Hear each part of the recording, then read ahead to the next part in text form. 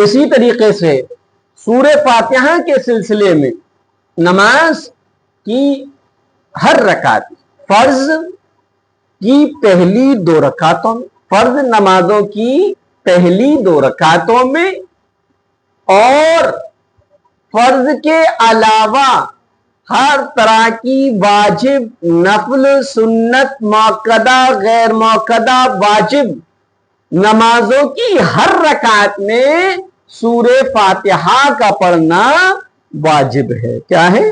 वाजिब है। जैसे कि जोहर है, असर है, इशा है, मगरिब। कौन कौन सी नमाज है?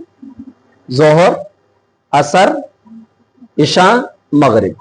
जोहर 4, असर 4 और इशा 4, 4 है। मगरिब कितनी होती? 3 होती। इसकी 2 रकातों में, शुरू की 2 रकातों में सूरह फातिहा पढ़ना वाजिब है। आखिर की 2 रकात और 1 रकात में सुन्नत है। समझ में आ गया? वित्र है, 3 रकात वाजिब होते हैं, 4 रकात कोई सुन्नत है। उसकी हर रकात में क्या पढ़ना पड़ेगी? सूरह फातिहा पढ़नी पड़ेगी। समझ में आ गया?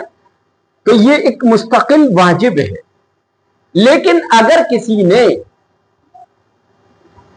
अलहम्दो वो फर्ज नमाज, फजर, वो जोहर, असर, इशा की आखिरी 2 रकातों में सूरह फातिहा को वाजिब समझकर पढ़ा, अगरचे वाजिब नहीं है, सुन्नत है, तब भी नमाज हो जाएगी। लेकिन इस सवाल के ज़िम्न में बताना मकसद ये है कि आप लोग जब भी अपने रिश्तेदार, खास तौर में मस्तूरात के दरमियान आप पहुंचे तो उनसे अल्लाह के वास्ते बातों ही बातों में एक मसला मालूम कर लें। अगर उनके मसला मालूम करने पर या उनकी जबान से उनके पेट का हाल जानने पर आपको ये लगे कि इनकी नमाजें बिल्कुल सही है तो अल्हम्दुलिल्लाह। और अगर आपको ये महसूस हो कि अब तक ये नमाजें गलत पढ़ रही हैं तो उनको मसला बताएं। वो मसला क्या है? वो मसला ये है कि या तो सब लोग जो फर्ज नमाज पढ़ने का है वो तरीका हर नमाज पे लागू करते हैं। फर्ज नमाज पढ़ने का क्या तरीका है? अभी बताया 4 रकात या 3 रकात वाली नमाज। 2 रकात का तो मसला ही नहीं है, फजर का तो कोई मसला नहीं है। मसला है जोहर का, असर का, इशा का, मगरिब का। क्योंकि जोहर में 4, असर में 4, इशा में 4, मगरिब में 3। और इसको पर्दे का क्या तरीका है? पहली 2 रकातें भरी पढ़ी जाती हैं, यानी उसमें अलहम्दो के साथ सूरत मिलाई जाती है।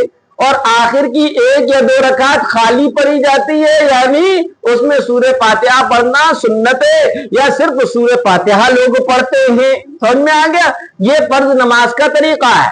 लेकिन लोग मसला जानते नहीं है और इसी तरीके पर वो क्या पढ़ते हैं? 4 सुन्नतें पढ़ रहे हैं, 4 सुन्नतें पढ़ रहे हैं, 2 खाली 2 भरी।